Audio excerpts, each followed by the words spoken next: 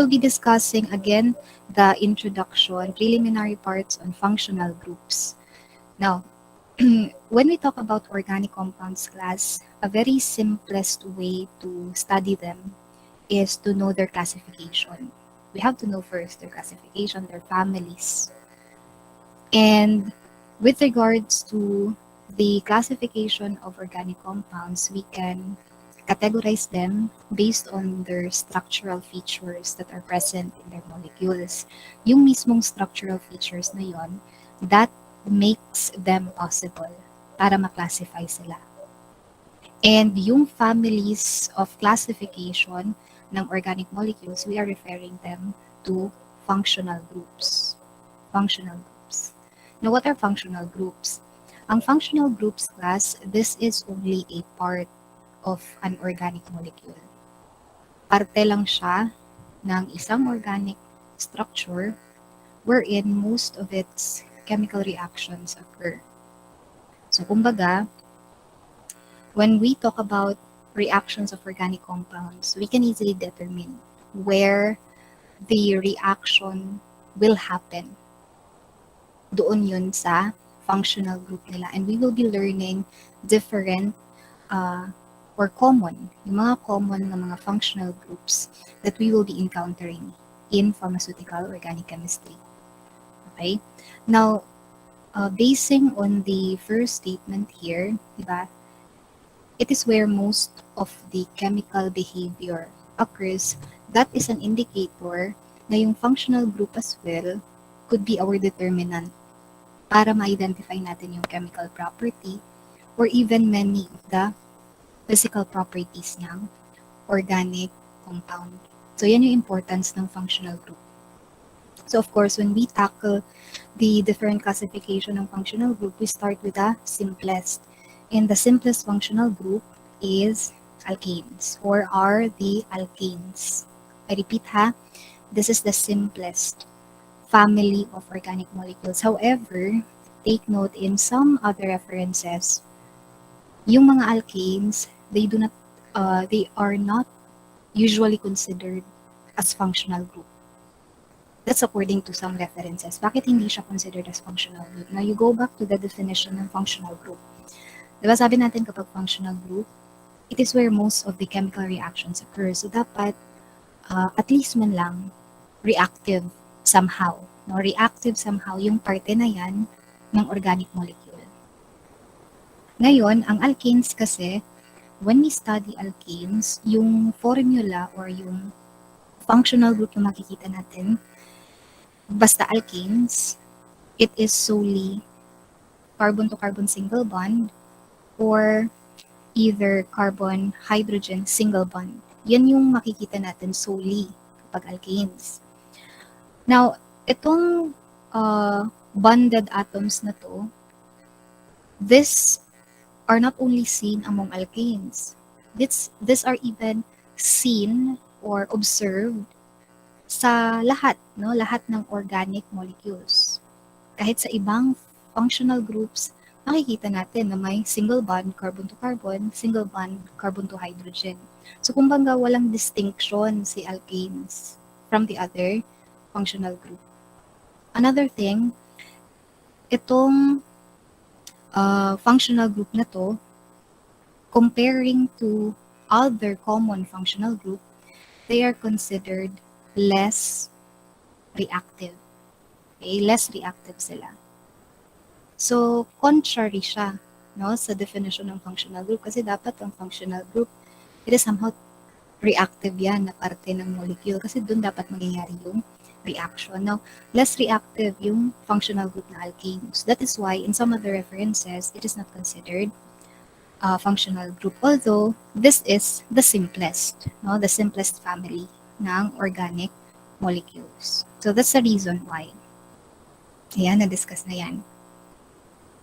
Ngayon, since it is considered simplest family of organic molecules, we can also conclude na when we try to name organic compounds, ang mga alkanes din, yung mga molecules that are easily named. They can be easily named, especially yung mga straight chain alkanes. mga straight chain alkanes, ibig sabihin ng straight chain, okay, alkanes, ibig sabihin yung makikita lang natin sa mismong structure ng alkanes, all the carbon atoms are connected in a row. Straight lang. Okay? Walang branching na mangyayari. Walang branch. Okay? Wala yan. Okay, Risa? Yan. So, I repeat ha. Straight chain alkanes, yung mga atoms, carbon atoms, they are being connected in a row. They are being connected in a straight line lang. Hindi putol-putol, walang branching. That is why ang mga straight chain alkanes, they are also considered normal alkanes. Okay, normal alkanes. Now, yung general formula ng mga straight chain alkanes, take note of this. Please take note CnH2n plus 2. This is the general formula ng mga straight chain alkanes. I repeat, alkanes, formula nila, CnH2n plus 2. Okay, so halimbawa, by the way, yung N dyan, that stands, that refers to number of carbon atom. Okay, number of carbon atom in a molecule of alkane. Okay, for straight chain alkane. So halimbawa, you've observed a given structure ng straight chain alkane and then you count the number of carbon. Meron kong 5 carbon on it. So when you write its general formula or its formula, using this given gen formula, you simply write it. You simply substitute 5 sa N. Okay? So that becomes, ayaw na mo, hindi, nagputol-putol na ang agi sa ako. Ayan, sorry for that. Putol-putol yun siya. Ayan. Basta C5, H, ayan.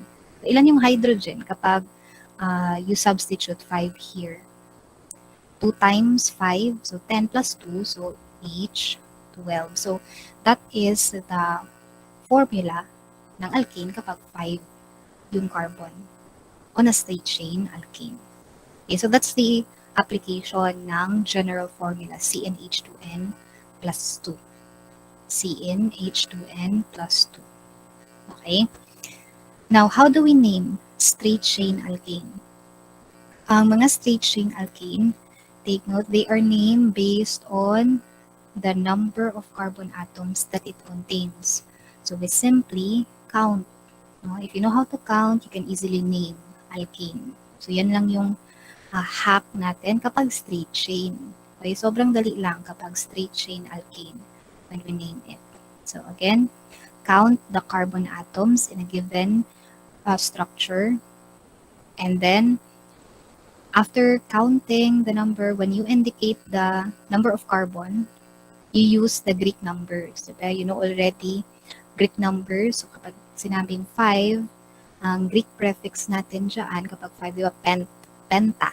Kapag 6, hex. 7, hept. 8, oct, and so forth. Ang only exception dito is the first 4 carbons of alkanes. Kasi yung first 4 carbons, it will use the following prefixes. So halimbawa, kapag isang carbon, makikita sa straight chain alkane or any organic molecule, isang carbon lang ang gagamitin na prefix is meth. Okay? Kapag 2 carbons, kasi dalawa na, 2 carbons in that straight chain alkane, you use the prefix S. Ayan. Prefix yan ha, prefix. And then kapag 3 carbons, you use the prefix prop. 4 carbons, you use the prefix but. Okay? Ayan. So, yan yung gagamitin na prefixes for the first 4 carbons ng alkanes. Then the rest, 5, 6, 7, 8, and so forth, you use Greek numbers. So, halimbawa, until 10 lang ha. Kahit until 10 lang yung kabisaduhin nyo, no, ng mga prefixes that will be added para mabuo nyo yung name ng straight chain alkane. That will be enough. So 5 carbon, we have pent. 6 carbon, we have hex. And then 7 carbon, hep. And then 8 carbons, oct. 9 carbons, you use the prefix non or nona. Then 10 carbon, use the prefix dec, no? DEC, dec. Okay, I think given naman yung table. Diba? So after you count the number of atoms and then identify the appropriate na prefixes, okay, that is aligned of course sa number of carbon present in that straight chain alkane, you then add the suffix "ane." No? Add the suffix "ane" to the end of each name. And that will indicate that the molecule is an alkane.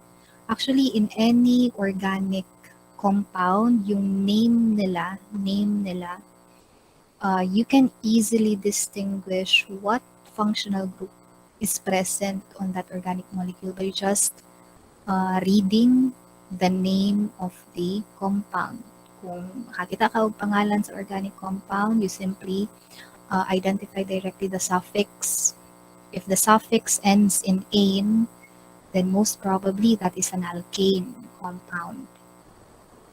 If an organic molecule ends in "ol", halimbawa, isopropyl, alcohol, butanol, propanol, that is an alcohol.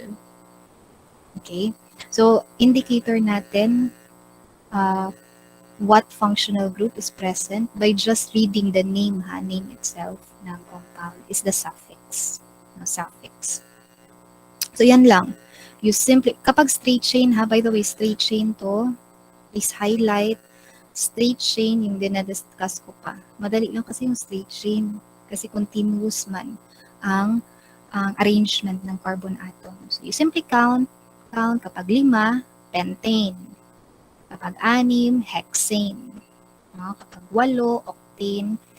O, ano yung simplest organic compound? Sige nga. Ano yung simplest organic compound? Methane. Okay, very good. It's methane. It is because isa lang yung carbon niya. No? So, yan yung reason. 2 yung carbon, ethane, 3, propane. So, yan yung application. So, madali lang yung straight chain alkane. Okay?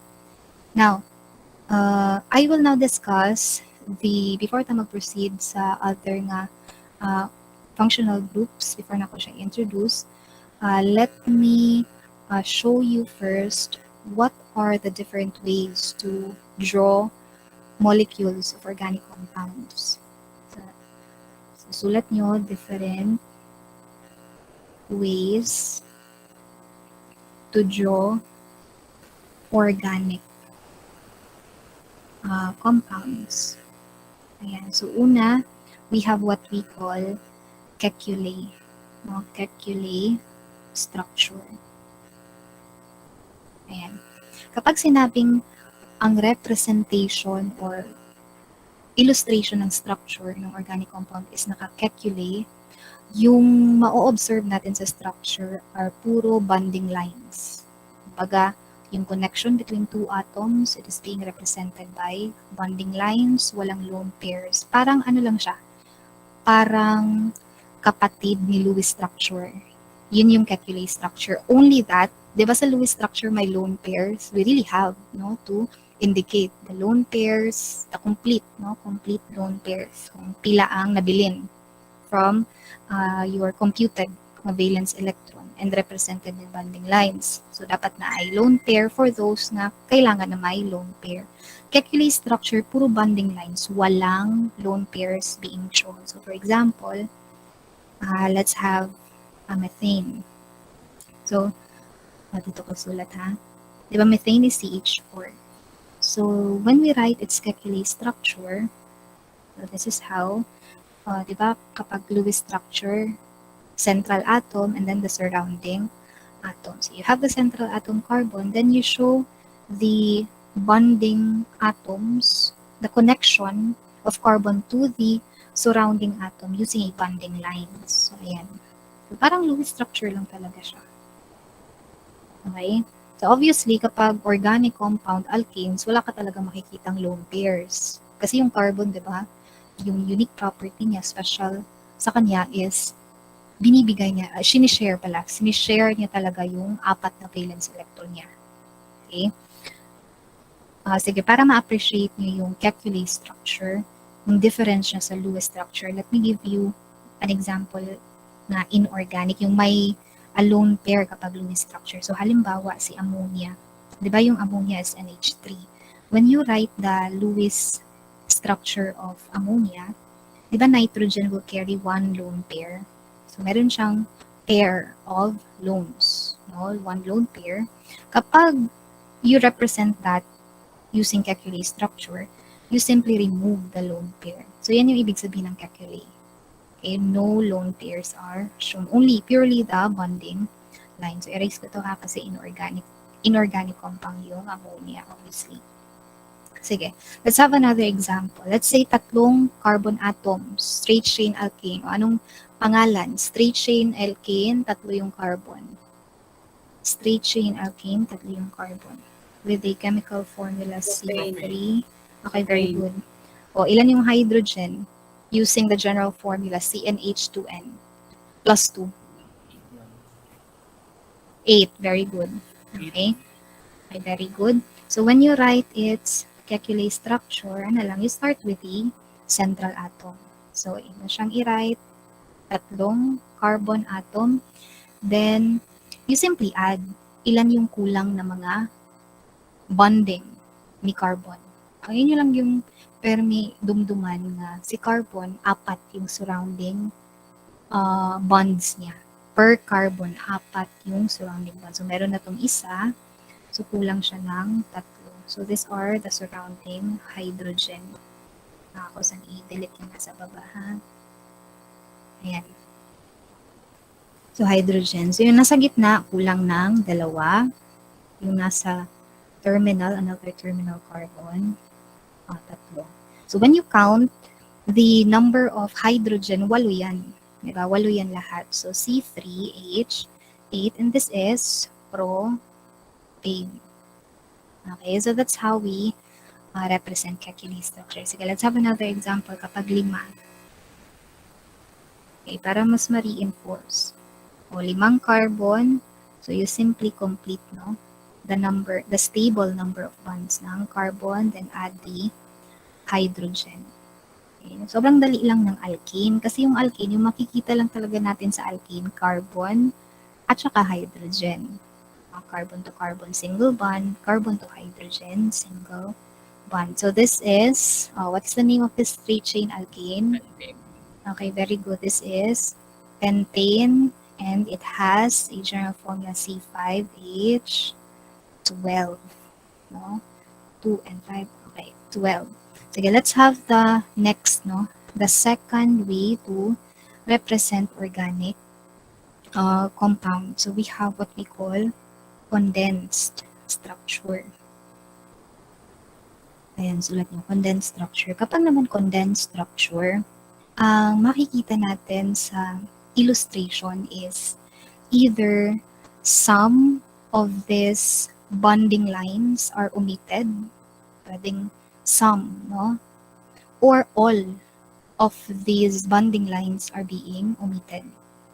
Okay, so pwede ganon. So, halimbawa, when we, sobrang makondense din nato, dali ra ang methane. Kasi isa lang naman yung carbon. And by the way, when you condense the structure, when you remove the bonding lines and then write it, okay, in a condensed manner, you simply list down. List down the carbon atoms, kung ilan. Okay, list down the carbon atoms, halimbawa sa methane.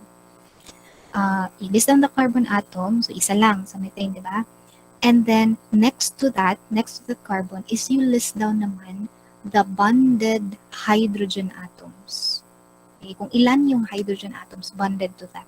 Kung ilan yung bonded na hydrogen to this carbon ng methane, di ba? 4 na hydrogen. Then you simply write a subscript indicating the number of hydrogen. So you simply condensed. No, gi-condense ni mo siya, parang na-simplify siya. Okay? Although, ang pinaka-simplified talaga na writing of a formula is this one. Sobrang simplified to. No? Yung encircled with color blue. Kasi, iyahang giusa tanan carbon, giusa tanan hydrogen. Yung sa condensed structure lang is per carbon. Per carbon ka magsulat. Okay? Halimbawa, sa another example, let's have propane. Okay, kindly refer sa propane na structure. When we condense that, you simply, again, write the carbon atom and then indicate kung ilang hydrogen bonded to each or particular carbon. Okay? So, you have here, di ba, ito yung unang carbon. So, ilan yung hydrogen bonded to that? 3. So, CH3 and then followed by CH2. And then, itong terminal, carbon, another CH3.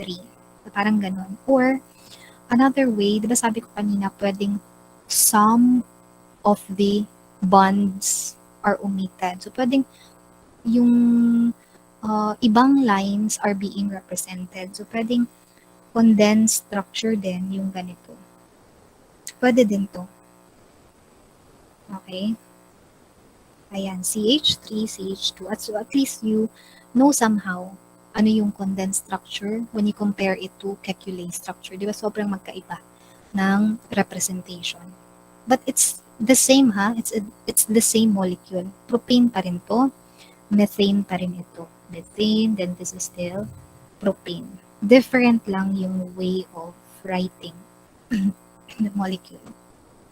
Alright? And then for pentane, ang pinakamadaling way to write the condensed structure, you start with a carbon. Kung ilan yung carbon. So, kung pag pentane, di ba, you have 5. You simply connect. Ayaw na talaga magsulat. Basing lobat na siya. Okay, carbon. Ayan, carbon. So, 5. 5 carbon and then you write the bonding hydrogen.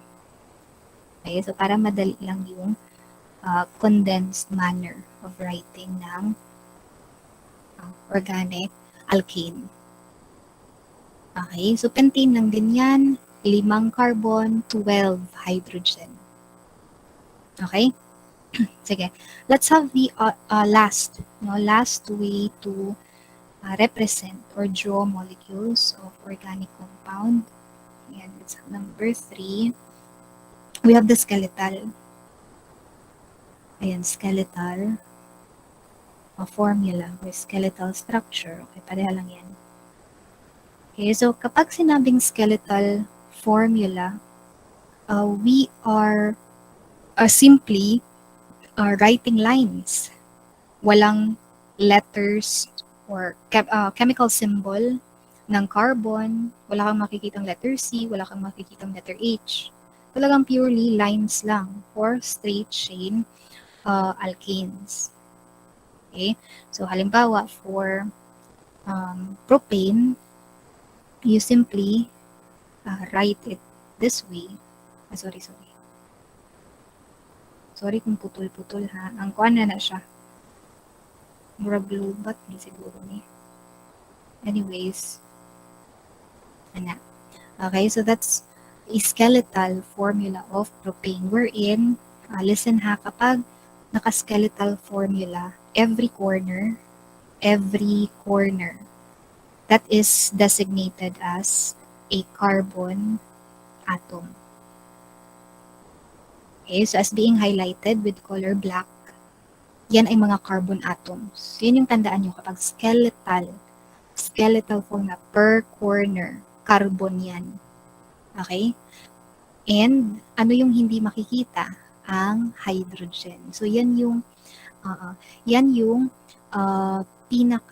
for me ha, that is the simplest. Kasi linya lang, no? Linya lang. You don't have to write the number of carbon. You don't have to write the or distinguish the number of hydrogen. Okay? But you have to analyze, no? Kung ilan yung imaginary hydrogen per carbon. Okay? You simply apply your knowledge on the stable number of bonds ng carbon. So, balik ka, ilan ulit yung stable number of bonds surrounding a carbon atom? 4. Ilan dapat? Okay, very good. 4. So, dapat per carbon, dapat meron siyang 4 na bonds. Now, since this is skeletal formula, ilan yung imaginary hydrogen dyan kung meron na siyang isang bond towards another carbon? So, may imaginary siya na ilang hydrogen? Isa. Are you sure? Final answer? Ito Sorry ha, po, ma'am. for this carbon, sa label ko ha, carbon letter A, this is carbon letter B, and carbon letter C. Yung tanong ko, for carbon letter A, ilan yung imaginary hydrogen dito? Ilan yung... Okay, very good. Okay, very good. It's 3. Okay, you simply realize nga ang stable number of bonds ng carbon per carbon good is 4.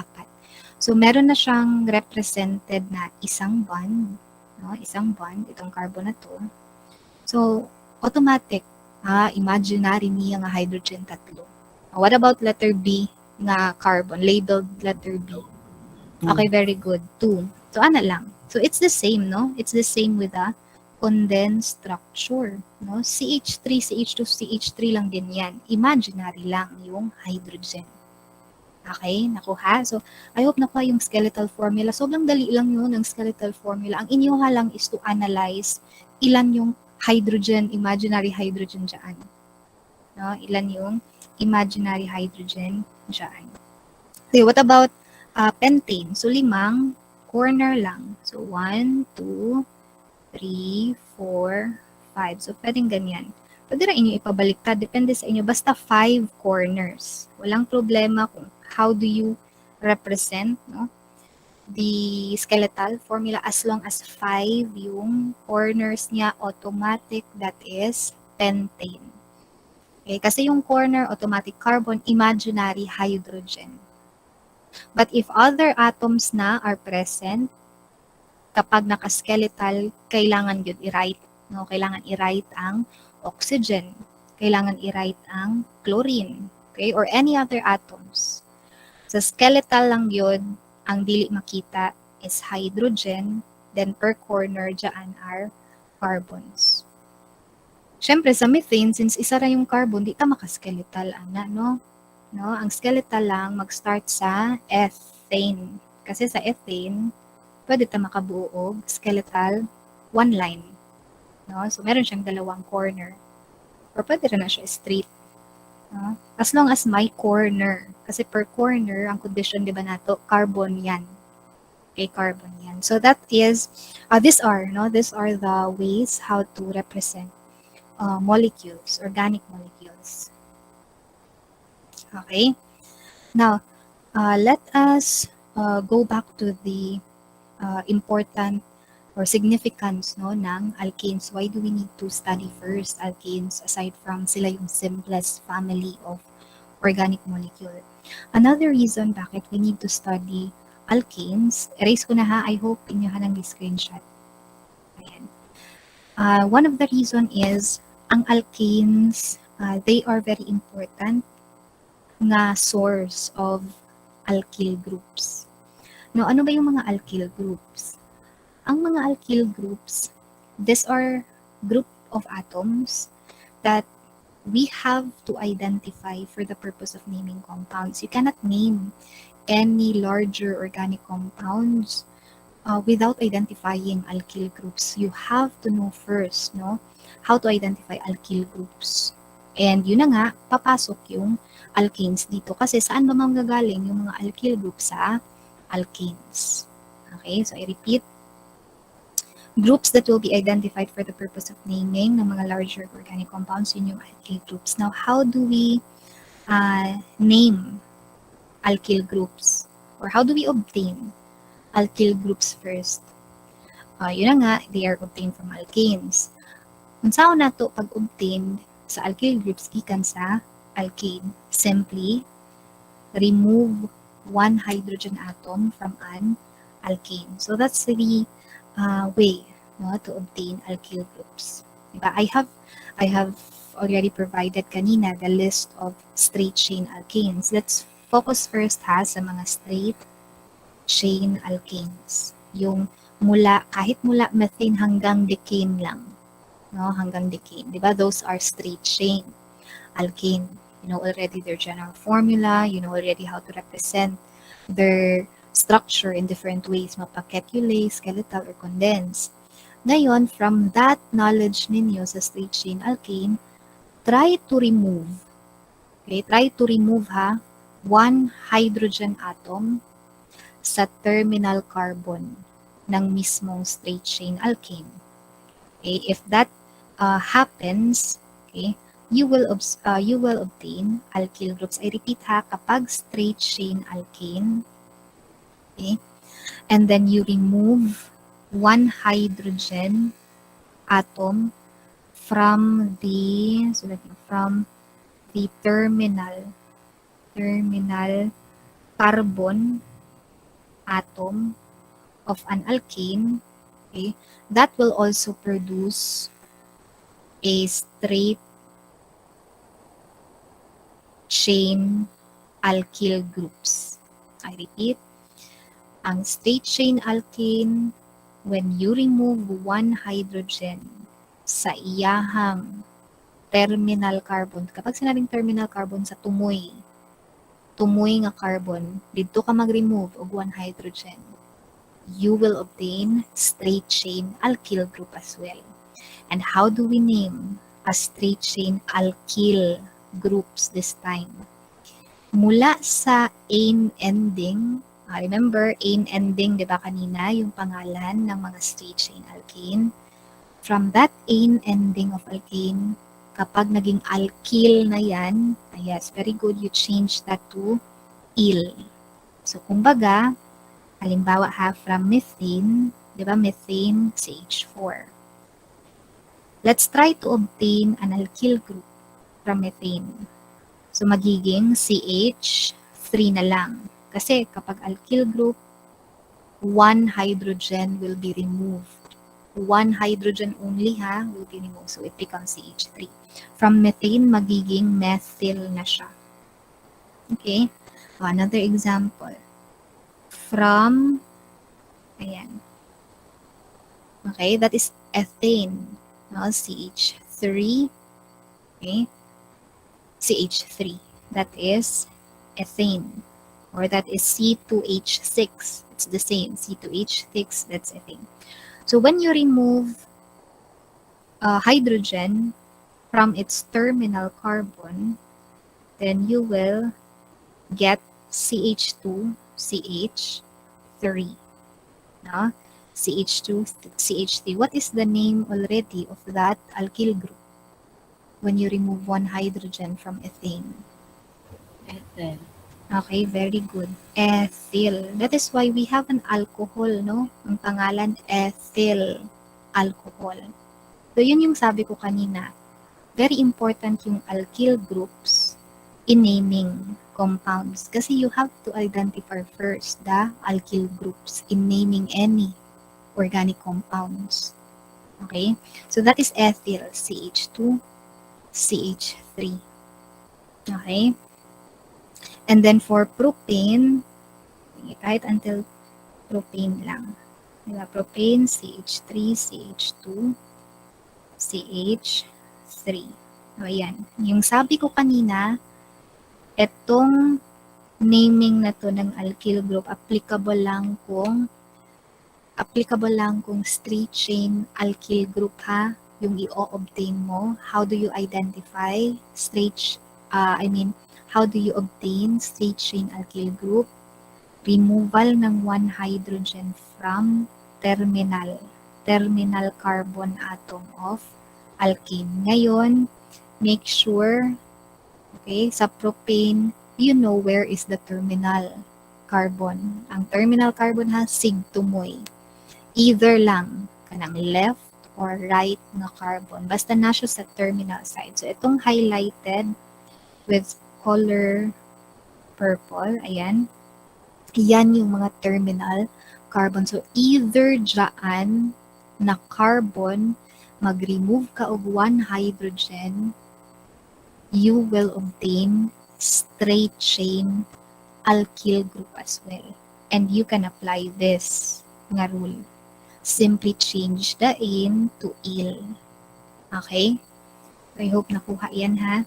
So, halimbawa, dito ako nag-remove para uniform lang tanan. So, from CH3, magiging CH2. Then, you copy the rest. CH2, then CH.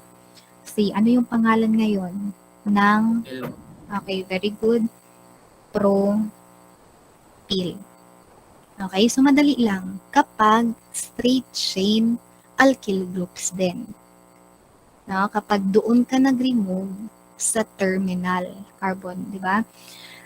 Di ba pagdating ngayon sa propane and the rest of the succeeding na mga straight chain alkane, meron ka na makikitang internal carbon.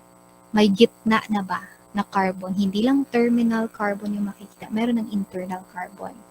Now question, ma'am, pwede ba maka-obtain og alkyl group by removing hydrogen sa internal carbon? Yes, of course, no? But this is not applicable already. No, itong naming na to, yung naka-box na naming, that is not applicable already. I hope nakuha ang kaninga naming nga replace aim to il kapag straight chain alkyl group imong na-obtain. How ulit? Removal of hydrogen sa terminal carbon atom ng straight chain alkane. So, let's have an example. So, muna siya mga straight chain, okay, straight chain alkyl groups to. Yung encircled with color black. Ayan, methyl, ethyl, butyl, pentyl, hexyl, etc. Nag-remove lang dyan ng hydrogen sa terminal carbon. Okay? Sige, okay. Now, paano naman kapag nag-remove tayo ng hydrogen atom sa internal carbon? Now, I will be discussing only the most common na mga branched alkyl groups. Mga branched alkyl groups na yung tawag doon. Kasi hindi na sa terminal ang point of attachment or ang part ng molecule kung saan ka nag-remove ng hydrogen, hindi na sa terminal part, nasa gitna na, so branching na yun. Hindi na yun straight chain, di ba? Nag-branch ka na kasi sa internal part. Okay? So take note, hindi always na straight chain alkyl group yung makukuha mo, ma-obtain mo. We can also obtain branched alkyl group. And again, ang branched alkyl groups, this can be obtained by removing one hydrogen atom from an internal carbon atom. Okay? So, dito tayo makastart sa propane.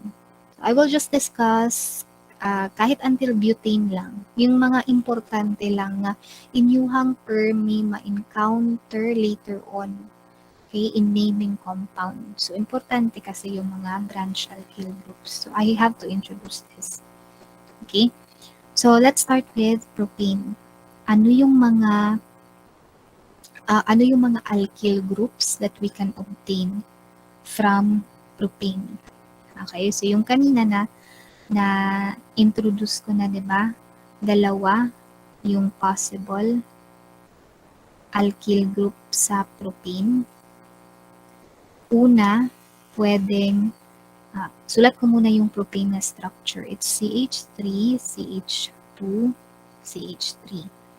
Ngayon, when you remove hydrogen from the terminal carbon, either of that terminal carbons, you will obtain propyl.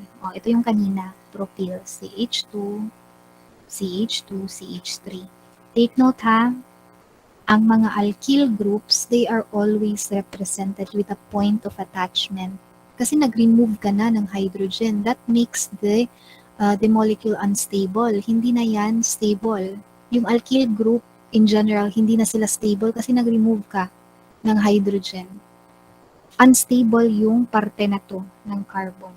Kaya may point of attachment. Kaya nga 'di ba, ang definition natin kanina sa alkyl group, they are just they will be attached sa larger organic compound. Okay? So ito yung point of attachment nila kapag inad na sila, inattach na sila sa mismong larger organic group. Ayan. Now, another alkyl group na pwede nating ma-obtain from propane is via removal of hydrogen from the internal rather, sa internal carbon. Okay, so dito ka mag-remove ng hydrogen. So that now becomes CH3 and then CH na lang. Okay, CH3. Do not forget, this carbon is unstable na. So, dyan yung point of attachment. And this is not already propyl. Hindi na yan propyl. This is named as isopropyl. Okay? So, dito sa mga branch alkyl groups, yung kakabisaduhin nyo is the common name. So, meron silang mga common name. So, yan yung common name ng isopropyl. Bakit iso na siya? Iso, that comes from the word isomer. Ano ba ibig sabihin ng isomer? Diba, kapag sinabing isomer, same formula but different structure. Kumbaga, different yung arrangement ng atoms. Kung dito, CH2, CH2, CH3, pagdating sa isopropyl, CH3, CH, CH3, magkaiba, no? Yung arrangement ngayon ng atoms, but they have the same formula. Paano natin masasabing same formula? Ito lang din yung formula nila. C3H8. Tatlo lang yung hydrogen dyan, 8 yung hydrogen. Okay, tatlo yung carbon pala. Tatlo yung carbon dyan, 8 yung hydrogen. Okay, so same formula. Isopropyl yung pangalan natin dyan. So ending in -il, alkyl group yan. Okay, that's why we have isopropyl alcohol. Kapag dinagdagan ito, okay, para ma-appreciate nyo somehow, although natin discussion about each functional group, darating din tayo sa alcohol. When we add, di ba, ito yung unstable na part ng carbon kasi doon ka nag-remove ng hydrogen. When you attach that to an alcohol functional group, alcohol kasi is OH. Okay? Yan, magiging stable ngayon yung mismong compound. And yung pangalan nito is isopropyl alcohol. Okay? So, yan yung purpose ng mismong alkyl group. They are being attached sa mismong organic molecule for them to be stable as well. Okay? Para mabuo yung compound. Okay? Sige, let's have another example ng alkane na pwedeng maka-obtain tayo ng branched alkyl group. Okay? So, let's proceed to butane. By the way, yung butane, meron din siyang isomer, yung mismong butane na molecule. Although it is not already a straight chain alkane, but it is an isomer of butane. We have what we call isobutane. Okay? So kapag sinabing iso ha, isomer yan ng butane. Saan lang nag-differ kapag isomer? Saan nag-differ kapag isomer? Sa Structure. Okay, very good. So, yan yung tandaan nyo. Okay, so let's try to check paano sila nagkakaiba sa structure. So, no problem with butane. Kasi sa butane, alam niyo na how to write its condensed structure. No? So, you simply write, do not forget, kapag butane, apat, apat. So, apat na carbon, you write it. Connection, may connection. And then, you complete the molecule of butane by writing the hydrogen. Ako ha? So that is butane. Alright? Ngayon, ang isobutane naman, ito yung structure niya. Okay? Kung inyuhang i-observe ang ilahang structure, talagang magkaiba. But if you try to count the number of carbon and also the number of hydrogen, the same lang. They have 4 carbons, okay? And yung hydrogen, 10. You compare, okay? You try to check gani each of that represented molecule. Parehas lang sila, 4 yung carbon, 10 yung hydrogen, pero nagkakaiba lang sila sa structure. Okay?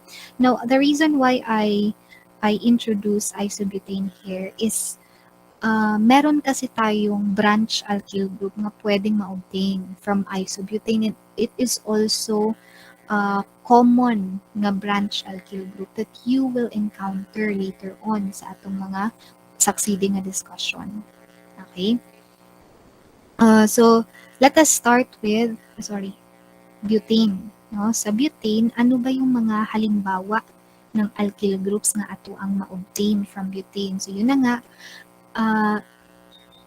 we can obtain butyl.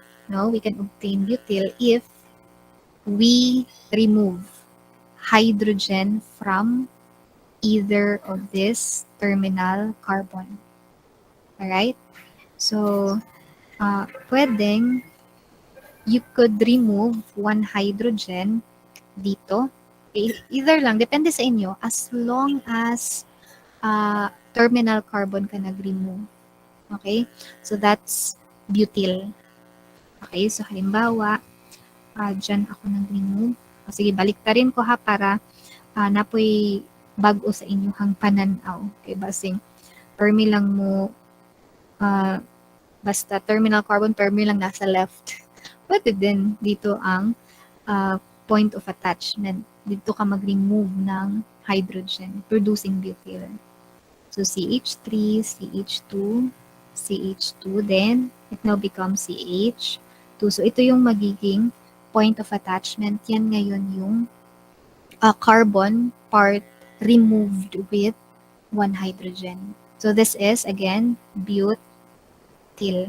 Ngayon, since ang butane meron siyang internal carbon, diba? Carbons. Pwede din tayo maka-obtain ng alkyl groups by removing hydrogen from the internal carbon. Either of that internal carbon. So, either dyan, halimbawa, dito ka nag-remove, highlighted with, ayan, color purple. Sige, so halimbawa, ayan, so we could obtain now another alkyl group. So yung alkyl group na structure is CH3 then CH. Tama? Kasi dito man tayo magre-remove. And then continue copying CH2 then CH3. O ngayon, this is not butyl already. Kasi you have not removed hydrogen sa terminal. Terminal carbon. Sa internal carbon ka nag-remove. Ang pangalan naman nito, class, common name niya is sec-butyl. O, bakit sec-butyl? It has something to do with yung sec, no? Yung sec na prefix, it has something to do with the um, nature of the branching carbon. Let me highlight the branching carbon. Diba? That is the branching carbon. Now, try to look at the surrounding carbons, no? Surrounding carbons, ayan, attached to that branching carbon. Meron siyang dalawa, no? Dalawang other carbons. Ito, sorry ha. Ayan. Yung underlined with color green, these are the other carbons directly bonded to this branching carbon. Ibig sabihin niyan, secondary yung nature ng carbon na yan.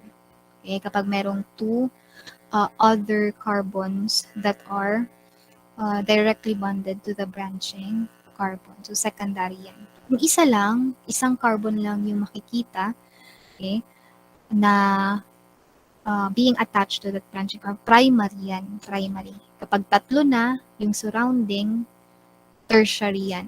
Kapag apat, quaternary. Okay? So, I hope naintindihan yung sec na prefix. Ibig sabihin lang na yan is the nature of the branching carbon. Nature niya, meron siyang dalawang other carbons directly bonded to it. Directly bonded to the branching carbon. So, sec-butyl. Okay? So, yan yung dalawang alkyl groups you could obtain from butane. What about sa isobutane? Ano yung ma-obtain natin? Meron din, you simply apply, no, the ways how to obtain alkyl groups. Removal of hydrogen sa terminal carbon or removal of hydrogen sa internal carbon. So, you have to make sure na kabalo ka mag-identify asang terminal carbon ani, asang internal carbon. So, for isobutane, this underlined carbon, those are obviously terminal carbons. So, either dyan sa tatlong terminal carbons, mag-remove ka og one hydrogen, you will obtain what? What alkyl group? You apply the naming. Isobutyl. Okay, very good. Isobutyl automatically kasi sa terminal ka lang naman na carbon nag-remove ng hydrogen. So, that's isobutyl. So, either lang dyan, pwedeng dito ka mag-remove dyan or dyan. Either ha, hindi pwedeng dyan sa tatlong carbon. Either lang kasi dapat one hydrogen raman ang imong i-remove. Okay? So, let's have halimbawa, isa ha, kulang yung space. Sige, baba natin medyo. Ayan. Okay, so this becomes CH2. Ayan, ayaw na naman magsulat. Ayan, CH2, then CH. Ito CH. And then CH3. Ayaw na po. Basta CH3 yan. And then sa taas, CH3. So, kumbaga dito ako nag-remove. Itong highlighted with color blue. Dito ako nag-remove ng hydrogen. Yes, Mr. Ray Sabio.